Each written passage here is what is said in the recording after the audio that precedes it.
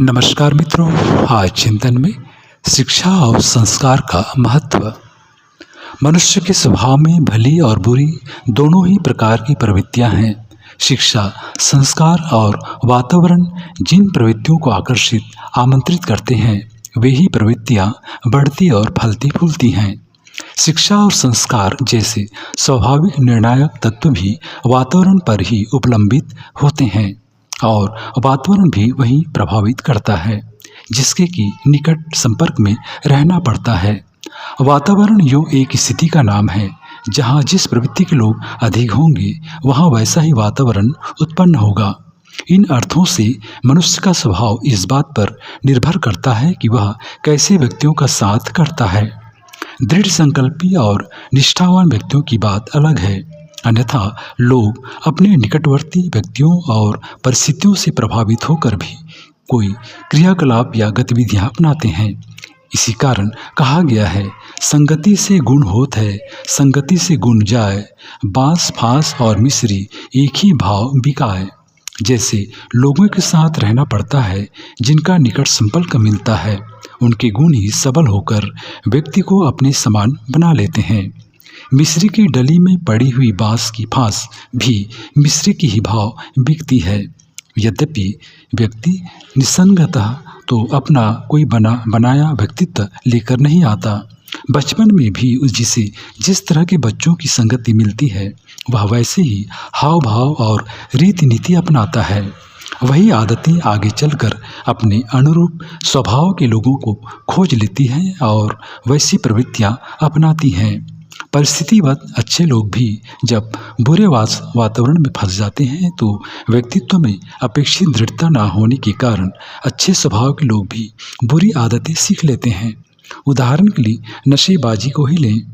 नशे में न कोई जायका होता है और न ही उसकी कोई आवश्यकता उपयोगिता रहती है। फिर लोग क्यों नशा करते हैं? 100 में से 99 लोग अपने नशेबाज यार दोस्तों के आग्रह पर बीड़ी सिगरेट का कस लेते हैं। फिर धीरे धीरे यह आदत उनके स्वभाव में इस कदर रच बस जाती है कि छोड़े नहीं छूटती।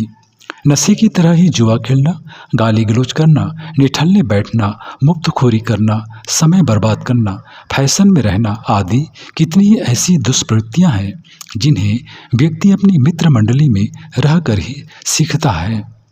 जिन व्यक्तियों के साथ हम मित्रता करते हैं स्वाभाविक ही उनकी दुष्प्रवृत्तियों से भी मित्रता करने लगते हैं और न जाने कहाँ कहाँ की गंदी आदतें सीख जाते हैं। यहाँ तक कि कोई आदमी व्यभिचारी या चरित्रहीन बनता है तो उसके इस पतन का 100% कारण उसकी संगति ही रहती है। अन्यथा आरंभिक जीवन में तो सभी सदाचारी रहते हैं। सामाजिकता, लोकलाज, अपमान का भय और प्रचलित मान्यताओं की पाबंदी हमारे समाज में कुछ ही है ही इस प्रकार की कि व्यक्ति का कुमारगामी होना कठिन है। कदम कदम पर इस राह पर पग बढ़ाते हुए भय, संकोच और लज्जा उत्पन्न होती है। लेकिन कुसंग में बुरे साथी मिलने पर यह लज्जा और झिझक छूट जाती है। बुरे साथियों के साथ गंदी हंसी मजाक में रुचि लेने के साथ उत्पन्न होने वाला रस दिनों दिन पतन की गर्त में धकेलता जाता है। इसके विपरीत अच्छे वातावरण में रहने और अच्छे लोगों की संगति का भी प्रभाव पड़ता है। न केवल मनुष्यों पर वरन पशु पक्षियों पर भी इसका प्रभाव स्पष्ट परिलक्षित देखा जाता है। प्राचीन काल में तो यह स्थिति हमारे लिए गौरवास्पद ही कही जाएगी कि ऋषि मनुष्यों की आश्रम में सिंह और गाय एक ही स्थान पर स्वतंत्र और निर्भय विचरण करते हैं। आजकल घरेलू पालतू पशु पक्षियों पर भी वातावरण के प्रभाव को देखा जा सकता है। घर में पिंजड़े में पाले जाने वाले तोते वही बातें करना सीख जाते हैं जो दिन रात सुनते हैं। तोते गालियां भी बकते हैं और आने जाने वालों का अभिवादन स्वागत भी करते हैं। इस आधार पर प्राचीन काल के उन विवरणों को भी गलत नहीं बताया जा सकता, क्योंकि जिस स्थान पर प्रेम और अहिंसा की सद्भावनाओं का प्रबल प्रचंड प्रभाव विद्यमान हो वहाँ कोई भी उससे प्रभावित हुए बिना नहीं रहता। शेर, चीते सर्कस में रिंग मास्टर के भय से अनुशासित रहते हैं तो प्रेम तो भय से असंख्य गुना शक्तिशाली है।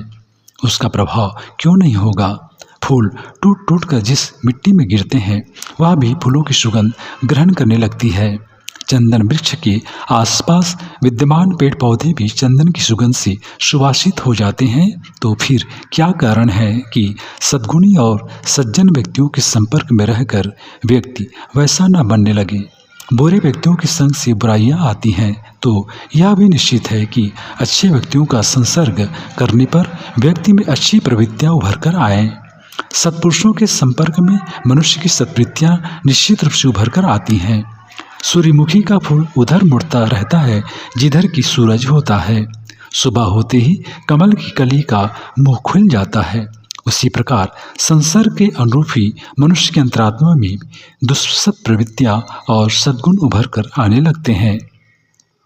प्रश्न उठता है कि अच्छी और बुरी प्रवृत्तियां दोनों ही विद्यमान है और अच्छाई अपने आप में शक्तिशाली है, तो बुरे व्यक्तियों के संसर्ग से भय कैसा?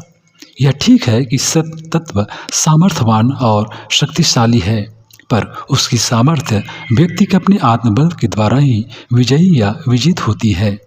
शस्त्र अच्छे हों, पास में बंदूक के स्थान पर बढ़िया राइफल हो, चलाना भी आता हो, पर वक्त पड़ने पर हाथ पैर फूल जाए और साहस जवाब दे जाए तो अकेली बंदूक या राइफल क्या कर लेगी?